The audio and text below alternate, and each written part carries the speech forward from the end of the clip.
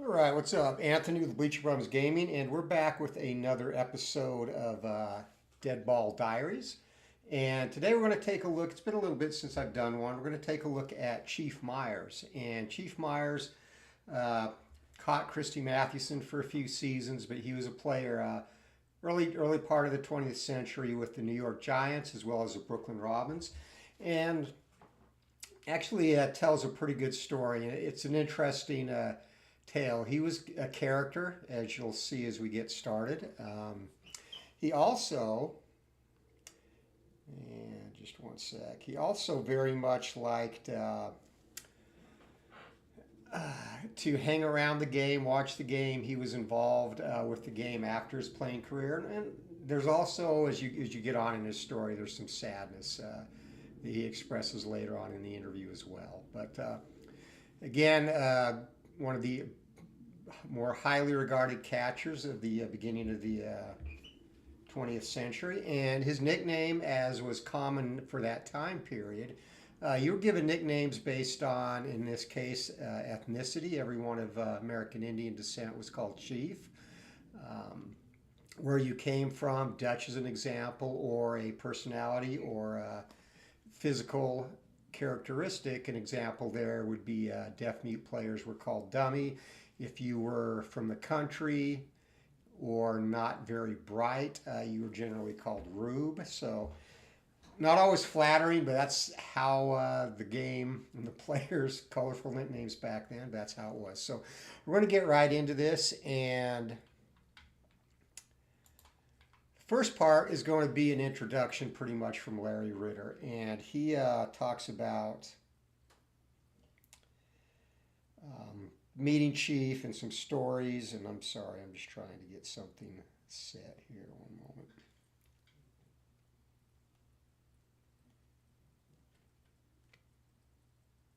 Okay.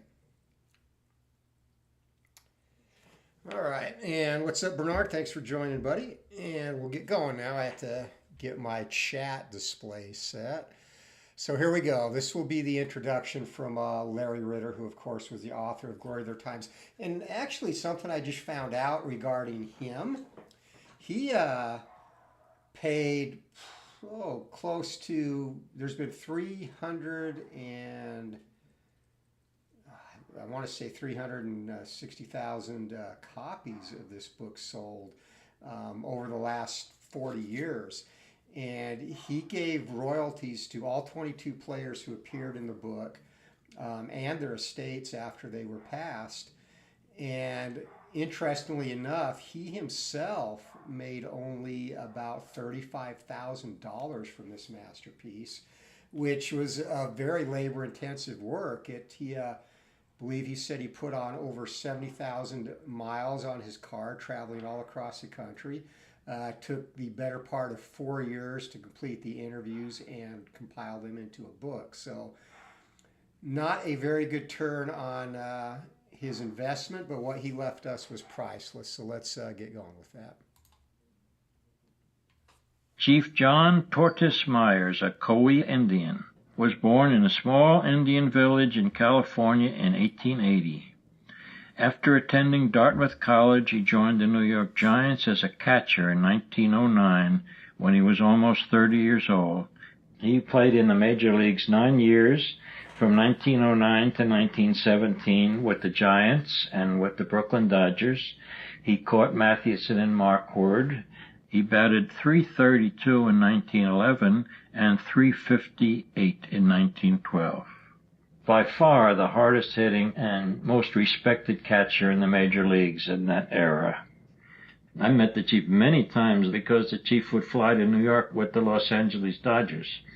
The Chief never lost an opportunity, so he let Mr. O'Malley. So this first part, and since he mentioned Rube Marquardt, we're also going to do a upcoming Deadball Diaries. In fact, I'll probably do that next because he is actually one of my least favorite from the book. He actually really, at times, doesn't come off as a very likable guy, a little bit of arrogance, but also probably the most deviation from the facts of any player interviewed. And we fact-checked some of these players as they've gone, and their stories for the most part hold up pretty good, even though a lot of them are being dictated 45, 50, or 55 years after the events actually took place. So Rube Marquardt is a different story, but again, we'll get to that as it comes. The story that's coming up here is kind of defines Chief Meyers' character very well. And again, he was a fun-loving guy and a little bit of a jokester. So let's get that story going. I know that he used to play for the Brooklyn Dodgers back in 1915 and 1916, and that he was available for anything that the Dodgers would like to have him do. He didn't ever get asked to do anything, but Mr. O'Malley had an open invitation that the Chief could go anywhere that the Dodgers went at the Dodgers' expense. So the Chief would fly to New York with the Dodgers, and he'd call me up, and he says, "I'm here." And he'd be at the Biltmore Hotel with the team, and he'd say, "Come on over, have dinner." I hung with the Chief. I would stick right next to the Chief, and we'd go to the Shea Stadium on the Dodgers team bus, and we'd come back on the team bus, and we'd sit in the clubhouse while they were getting dressed and while they were changing into the street boat. We would be hanging around, eating the repast that they had after the game. Oh, they had good food after the game. So we were all welcome, the Chief and anybody with him. It was an honored guest. I had a ball with the Chief. Chief wanted to talk about baseball. The Chief, he couldn't wait to get on the bus and grab it. He'd look around and see what ball player was sitting in a seat with nobody sitting next to him. And he'd make a dash for that place so he could talk to a ball player. And I can still remember the day that he spied Maury Wills sitting by himself. Boy, you couldn't hold the Chief back. He got that seat next to Maury Wills before anybody else had a chance. It didn't take him a second. I don't know if Maury Willis knew who this old guy was who was sitting next to him. But if he didn't, he learned pretty soon, because the Chief wanted to talk about base stealing, catching, base running, how he can read different pitchers. The Chief was with it, and he had a great time traveling with the Dodgers. He loved the game of baseball. He loved everything about it. When the Dodgers lost, he'd poke me in the ribs and say, "When we go in the clubhouse, be quiet. They're not happy, they lost today." And he would put on a sorrowful expression and make sure not to disturb the quietness. And when they won, he'd say, "Oh boy, they won. Everybody's going to be happy. Let's get some good food." He was terrific. There was one other thing I should mention about the Chief. So this is the story coming up that I mentioned. But again, just... and you'll hear in the interview, he had a real passion for the game and obviously loved hanging around the clubhouse. And I don't know how much you necessarily see that anymore, like somebody that played, say, in the 70s and 80s, like Reggie Jackson or whatnot, stopping by just to hang out in the clubhouse and eat the food after the game. And, of course, that was a different time, too, because obviously players did not make equivalent to society the amount of money they make today. So, players like Reggie or Dave Winfield or whoever, probably just don't feel the desire to hang around clubhouses that much. And, for Chief, he'd do it not only because he loved baseball, a chance to talk to the players, but get a free meal too. And here's the funny story about him. The Chief was a practical joker. One day when I was with the Chief at Shea Stadium, he had a package with him. He said, "I have here a present from Mr. Weiss." George Weiss was the general manager of the Mets at the time. He said, "I have a present from Mr. George Weiss. Let's go give it to him." So I followed the Chief up to the general offices of the Mets. He has this bottle full of stones, pebbles. He says to Mr. Weiss, "Mr. Weiss," he says, "we haven't seen each other since 1917. He says, "when I managed the New Haven team in the such and such league and you were the general manager." And Mr. Weiss says, "Yes, it's good to see you, Chief, after all these years." And Chief says, "I brought here with me a gift in appreciation and memory of all those years in New Haven, Connecticut." And he says, "Mr. Weiss, I have here some pebbles that were given to me by the Kwakiutl There's some stones, he called them stones, by the Kwakiutl Indians one time when I toured Alaska. and Mr. Weiss knew the chief very well, but he didn't break a smile. He solemnly said, "Thank you, Chief, I really appreciate this." And the chief said, "Here they are," and bowed, and we left. And I said to the chief, "It's really pedals from the Kwakiutl Indians." He says, "There's some stones from my basement," he says. But he said, "I thought it would be a nice gesture."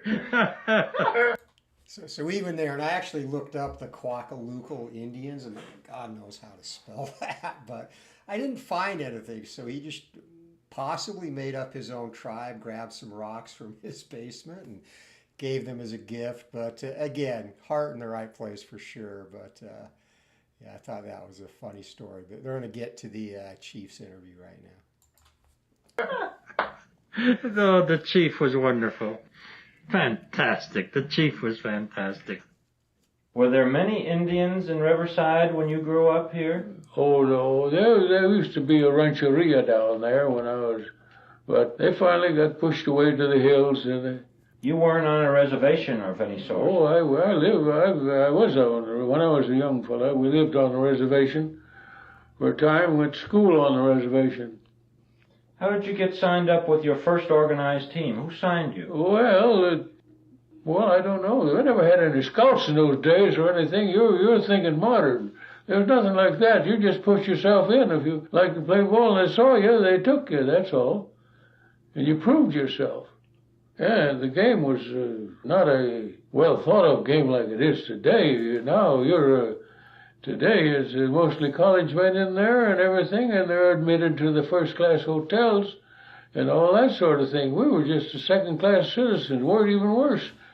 I didn't know Prior to that time, why baseball was a rowdy game. It wasn't thought of. It was just like the sailors in Boston, in the park, in the Commons. No sailors allowed. Were you a pretty tough bunch? Well, you had to have guts or you wouldn't stay there. That's all there was to that, even on your own ball team. How did they treat you, a rookie coming up? Well, I don't like to say this, but in those days, I was a foreigner. I didn't belong. I was an Indian. In those days, those tough babies, they didn't consider a youngster at all. If he was in there after his job. So a couple of things to touch on there. One, that's been a common theme throughout these interviews is the way ball players were viewed at the around the turn of the century. We heard it from Davy Jones, who basically lost the love of his life, which eventually got back, and that's all in his interview if you want to check that out if you have not. But parents did not want their kids to become ball players. We've heard in another diary about Kid Elberfield when a team was getting ignored in spring training, basically throwing plates onto the floor to get the waiters to come over and pay attention to them. So, a lot of that. And again, this is one of the times that you kind of see a little bit of pain from Chief Meyers too, where he talks about having an even harder path to acceptance because he was a Native American. And in a time when, for lack of, just to be honest about it, society was trying to convert them from their ways, the ways they were used to living, to be more like, civilized society, for lack of better terms. But I remember when I broke in with the Harrisburg Club, they had a whole lot of old timers on there. And the managers told me to put the stuff on. I did. This pitcher was a spitball pitcher. Gee, I wish I could think of his name, this old distracted globe of mine, pardon my Shakespeare. And the first ball he pitched, he hit me right in the belly with it. Because I'd called for a fastball, he threw me a spitter. He crossed me up all the way. And there I was, a young fellow behind the bat being crossed up. So I didn't say nothing anymore about it. Next inning, I didn't give him any signs at all. He says, "What's the matter? You're not giving any signs." I says, "What's the use?" I says, "You go ahead and pitch." And I caught him. I wasn't expecting anything. And when it came time to bat, I had no bat. We used to carry a bat in those days. I got a bat bag now yet. Carried a bat and a suit, uniform and glove and everything. We didn't have we weren't pampered pets like they were today. So I had no bat. Interesting. He called, and again, this interview was between 1962 and 1966. And interesting, he called players of that time pampered pets. I would love to hear his thoughts if he was around the game today. And I went to pick up a bat, and some guy says, "Hey, Busher, drop that bat." So I looked at the manager, and I says, "I haven't got any bat," I said, just like that. He went over there and grabbed a bat and handed it to me. I had no choice of bat or anything. First ball was kind of high and inside at the old head. Kind of tied me down, I figured it'd be like that. It was tough. However, on the next pitch, I hit one into the Susquehanna River and win the ball game. Did you think you'd make the Giants? And well, I always thought I was good enough for anybody as far as that goes. I never belittled myself in baseball. Here you were, a kid going up there at that time. Weren't you frightened? Well, I never got up there till I was 28 years of age. I was quite old in the time, I've had to exaggerate a little bit about my age. When I went up there, I took off a couple of years, but that didn't help. See, I started playing ball when Dewey took Manila. Is that right? Are you just saying that, or is that true? I started playing in the minor, in the bushes. In 1898? Yeah. I'll be darned. You won the pennant in 1911. You won it in 1912, 13. You were second in 1914. Yeah. And what happened the next year, in 1915, when you ended up 8th? What happened there? That was a funny deal. A little dissension got into the club. Some of them didn't know it and some of them did. When it came to me, I knew it. I knew that there was dissension there. The women, the wives. Mr. John Foster had the women all sitting in a box to themselves, the women. And when hubby made an error or hubby did something out there that wasn't right, a hubby can do no wrong, They know, that. Mrs. So-and-so will say to this, and they got to fight. You know how women will fight among themselves. Female of the species is deadly of the two. So if another interview that we played in this series was Fred Snodgrass, who talks about Charles Victory Faust and the run of luck the Giants had when he was pitching for them. And that's also another fun one I recommend you go back and listen to if you haven't heard it already. But here Chief is blaming their downfall and collapse basically on all the wives, as D. Scott Howard has joined us. Welcome, buddy. And the interesting, and again, you hear stuff in modern sports, Brittany Mahomes as an example has sometimes been bandied about. Of course, in case you don't know, Taylor Swift is dating Travis Kelce. So that celebrity piece or the off-the-field piece is very prevalent today. But it's interesting to hear Chief Meyers bring it up even back then, over 100 years ago now, that he feels the effect of having the players' wives sit together in a box at the stadium got in and somehow affected team chemistry. So,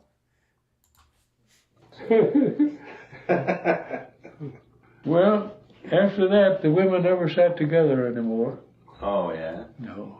And women's actions, they don't have to talk. They can make it so darn disparaging that they come home and tell their hubby about it.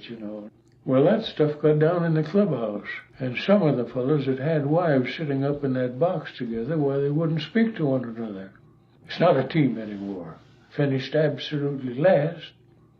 That old word harmony has got to be there. That wins pennants. He does make a good point there, and again, I don't necessarily think that was the reason for their complete collapse, but another example now is when Matthew Stafford's wife kind of said on her podcast that he didn't really relate to the players because they're all so much younger than him. Probably stuff that maybe was not a big deal in the clubhouse, but it could be, and apparently some of that going on back in the Deadball era as well. But again, don't think it's to blame for their fall from top of the league to the second division in 1915. We had the team. What was Matty like? Oh, wonderful character, lovely character, gentleman in every way. In those days, he was bothered so by the public, and he was very distant. He was hard to get acquainted with. But among a teammate, he was strictly a team man. If you made an error or anything behind him or anything of that sort, he'd come and pat you on the back and say, he didn't do like some of the pitchers today who get surly about it and one thing and another. We loved to play for him. We break our necks for that guy. Who called the game, Mathewson or you? I call it. But if you don't feel right about it, why, he shakes his head. Did he often shake you off? No. Matty never shook me off. I don't think he ever walked a man from being wild, that is, no control. The only time he ever walked on anybody was pitching too fine to him, not letting him get a good ball. But there was never a time that he couldn't throw that ball over the plate. 69 innings without a walk. I understood he was a very, very good checker player. That's what made him a great pitcher. His wonderful retentive memory. Any time you hit a ball hard off of him, you never got another one there. Those fellas back there, they use their head in baseball a whole lot. You hear them talking, they talk baseball, morning, noon, and night. McGraw could tell you, call games 8 and 9 and 10 years old, where the ball was hit to, and so on and so on. The smartest man we had on the ball club was the bonehead, Mr. Merkel. What a misnomer. Mr. McGraw never consulted anybody on the ball club. In the case of strategy or anything of that sort, he never asked Matty, he never asked me or anybody else on the ball team. He'd say, Fred. So a couple of things. One for Matty, Christy Mathewson. That's been a common theme through these interviews as well. Matty was kind of distant with the public, considered even sometimes by players' wives and even some of his own teammates to be aloof.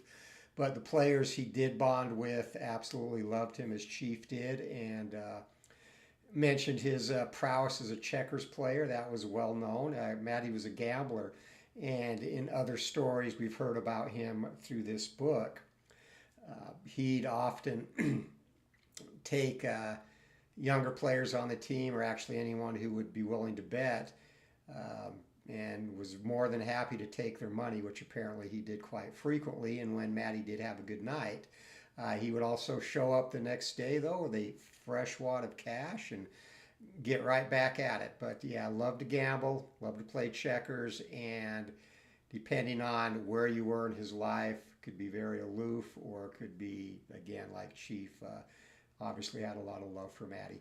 I like as he's getting into this story about Fred Merkel. Merkel, of course, the big bonehead play in 1908 that people say cost the Giants the pennant in that game against the Cubs, where he failed to touch second base after a game-winning hit. Cubs were able to get the ball in and record the force out at second. It was a rule on the books, but that was something that everybody did, and it's not necessarily worthy of the bonehead moniker because it was an accepted practice, but I like how he defends Fred Merkel here, and especially with the stories about how McGraw, and again, remember Merkel was a younger player then, how McGraw, considered one of the better more strategic managers in the game would often consult Merkel over an established veteran like Christy Mathewson. And Mathewson and McGraw actually lived together for a period too, which I have a book regarding their relationship. So they had a very close dynamic as well, as did their wives, but interesting, McGraw would go to Merkel for pieces of advice. What do you think of that? One of the smartest men in baseball, Fred Merkel. The games were over so much quicker then, too. Oh, well, they played ball in those days. In those days, you know, the market didn't stop till 3 o'clock. And they were way downtown. They'd get on that elevated train and, 4 or 5 train loads had come up there at the time. They'd come 2,000 or 3,000 come up from Wall Street, all good fans. They held the game till 4 o'clock for those people because in those days, you know, they didn't draw like they do nowadays. We played the ball, always played our games less than 2 hours. We never got it. 2 hours was a long game. It really was a long game. We played a lot of games, an hour and a half. I played a game an hour and 58 minutes one time. But I mean, 1 hour. Wow. The pitcher pitched, and that's that. You can take a pitcher nowadays, why he wastes more time out there, you know, fixing his cap and rubbing his chin and wiping himself off and scratching around with his feet and everything, you know. They waste an hour or so every day. Again, this is mid-1960s where games probably took an average of 2 hours and 20 to 2 hours, 25 minutes, maybe 2.5 hours at most. So again, would love to hear his thoughts on modern baseball games, which obviously sped up last year with the pitch clock, which I think is a great addition. But prior to that, how games would drag well past 3 hours. So it's interesting. It's always, I think, a perspective of things were just so much better in my day, which I get. I think that about a lot of things too. But it's funny comparing, listening to him compare his time to the 60s, just as it would be hearing players that played in the 60s compare the game then to how it is now. No, nowadays a pitcher would pull up his pants and do this and wipe his head off and pull his nose, and he's got more darn mannerisms out there, you know. And if he stands still for a few minutes and tries to kill time that way, the umpire will call him. But if he's in motion and he looks around the outfield and here and then he stares down there, you know, well, it's a lot of bull. You know, he's afraid to throw the ball. Then he turn around and look at the bullpen to see if he can't get some help. If they took a pitcher out in those days, why, it was a disgrace. We had old pitchers like Joe McGinnity that'd go out there and pitch 2 games in an afternoon. It's a funny darn thing. He pitched one there. We took him out at about 3rd inning. Jeez. Was he sore? Oh, he come in crying. What do you take? He says, you know I can beat that ball club? He says, sure I know you can beat the ball club. But he says, I want you to pitch the next game. He says, go in and change your shirt. Loved to pitch, wanted to pitch. Not saying it. Again, different mindset then. Players back then did not throw nearly as hard as they do now. It was a lot easier. I almost compare it to today's fast pitch softball players that can pitch doubleheaders now, because they didn't put the strain on the arm, and again, just the things were better in my day. Players were tougher in my day. Sparging thing again, the athletes. The athletes are just as good and just as fast now than they were in those days. In fact, they're faster, I think. And they got the equipment that we didn't have. It's just like pole vaulters. It's like Sonny Jim. High over the fence he goes. He just boosts over. Of course, we didn't have anything. Even the gloves now. The gloves are similar to a lacrosse net. You just catch the ball in the net. And nowadays, they strike out. 100 strikeouts, 150 strikeouts. Gosh, we didn't strike out. I hit against Walter Johnson in the exhibition games, and he never struck me out. Is that right? But I'm telling you, that Walter could buzz him by you. He sure could. Boy, he had stuff. Don't think he didn't. He's the fastest man I ever saw in baseball. I hit against Rube Waddell. We hit the ball. Here they are, you know. I had a little bit of old thin-handled bat, and there's a bat of mine over there in the corner. You just try and lift it.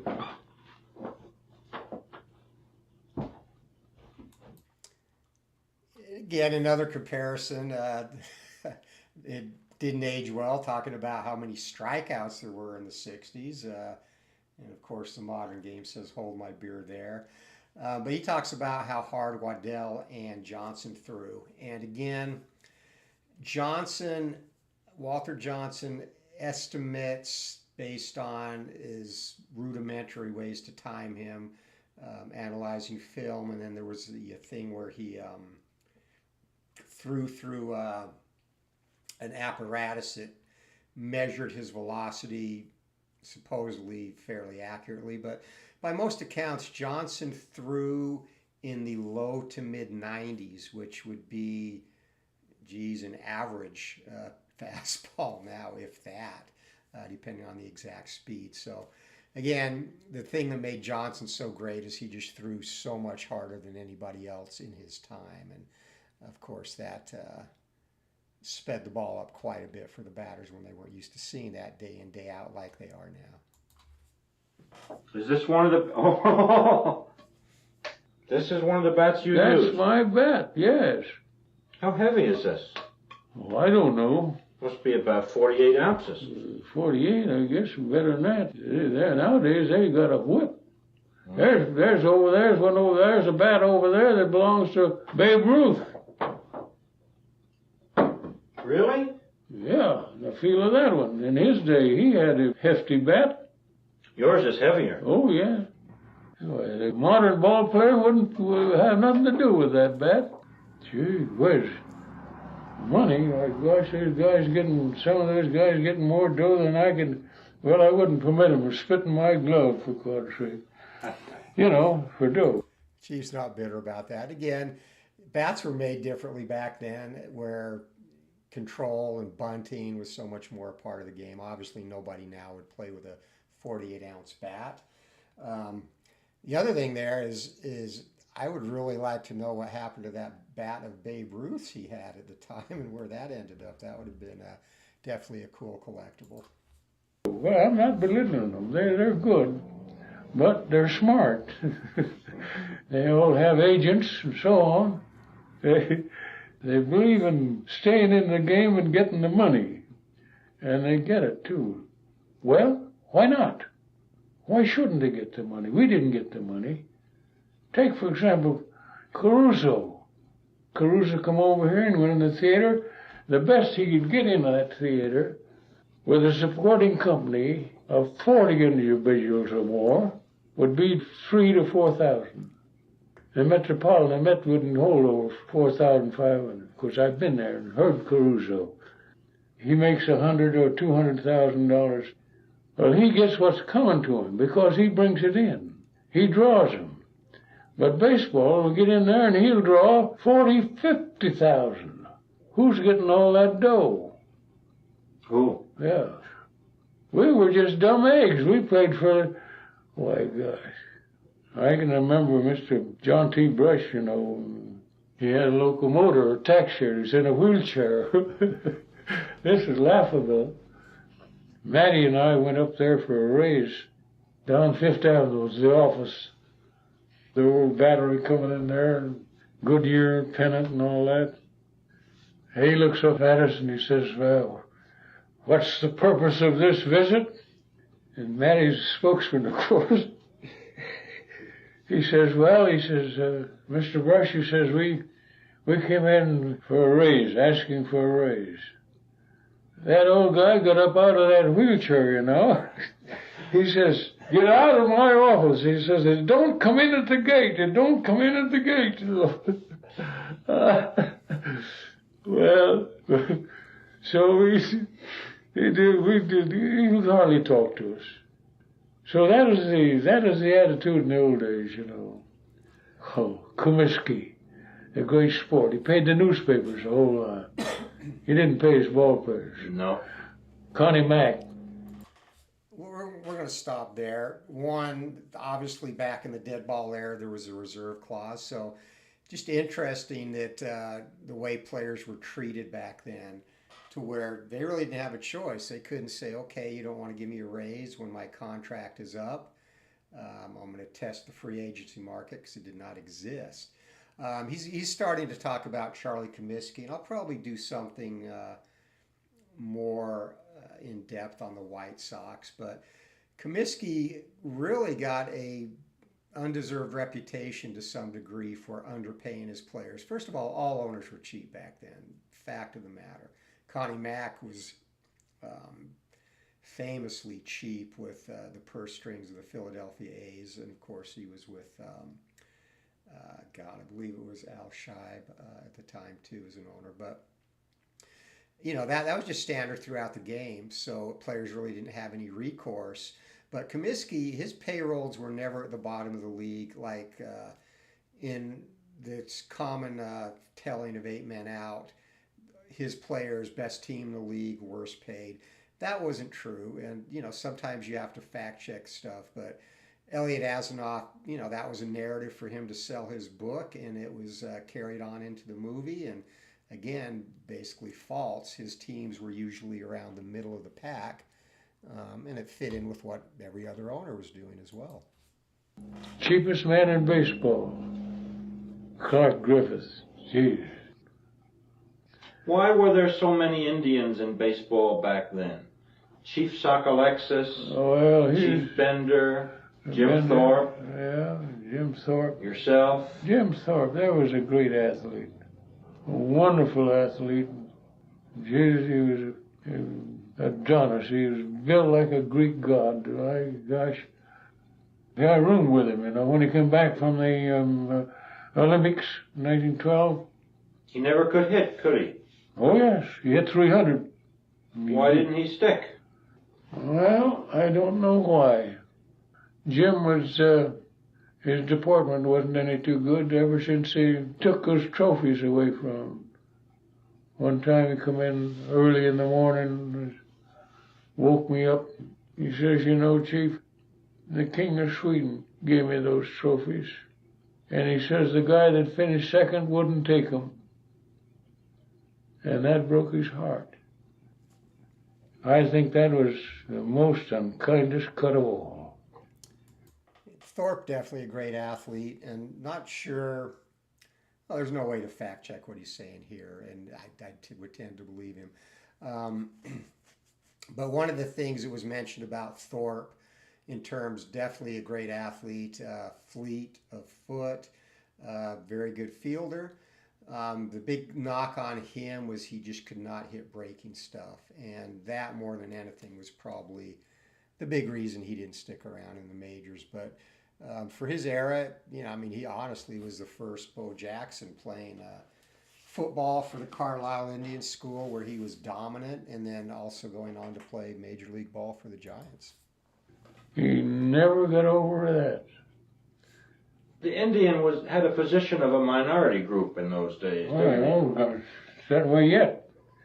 Nowadays, you can't ridicule an Irishman on the radio. You can't ridicule a Jew.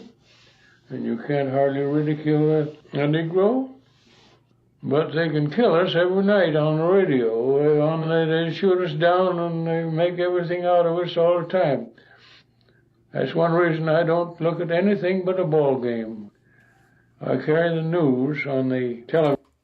You know, as he starts to talk about this, and you've heard it come up a couple other times in the interview, not really bitterness, but sadness. And he talks very openly and bluntly there, you know, about how, and I don't really know where the author was going, where Mr. Ritter was going, where he, I guess, started to paint the Native Americans as not a minority at that time. I mean, they obviously have continued to be, but it just kind of, again, highlights some of the internal struggles that Chief Meyers went through with his perception.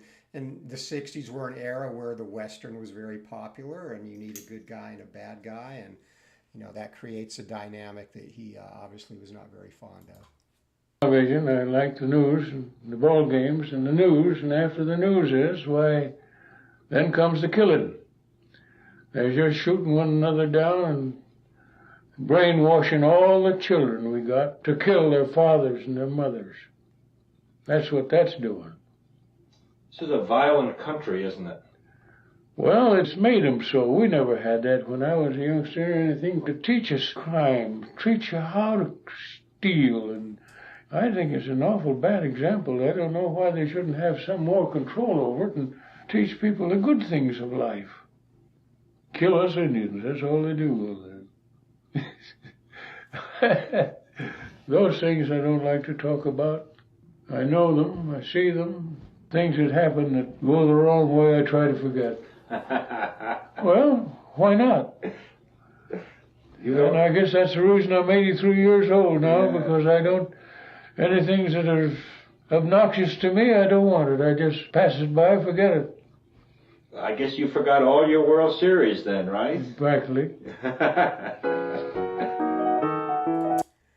All right, so that is Chief Meyers, and just in closing, it's one thing that's interesting to me, and it was a trend throughout his interview, and it's been in other interviews as well. But yeah, again, talking about how violent the country was in the 60s, and it kind of goes to show, we think probably now it's a violent country to live in some places, the division and whatnot, but those thoughts have just kind of permeated throughout history, and I think a lot of it is comparing, in his case and in some of our cases, life as a young man to life as an older man. And it's just funny, though, the parallels exist even 60 years after these interviews. You hear him talk about the same stuff that you'll hear people talk about today. But again, don't want to delve too far off baseball into that stuff. But very enjoyable interview to me, Chief Meyers, and again, a character, and definitely somebody who had a passion and love for the game. So next, we will do Rube Marquardt. And again, that's going to be one I'm going to have to research a little more intently before, because I already know some of the things I'm going to fact check him on. But his story in Glory of Our Times, as I mentioned at the beginning of this video, was probably riddled with the most inaccuracies throughout. And again, to me, Marquardt is the most unlikable player that Larry Ritter captured on these audio tapes. So, but again, you can judge for yourself for that, but that will be coming up definitely for sure sometime over the holidays. But hey, appreciate y'all stopping by. D. Scott Howard, Bernard Strom. Guys, hit that thumbs up if you like these Deadball Diaries, and we will see you again soon for another one. I hope you all have a good night. Anthony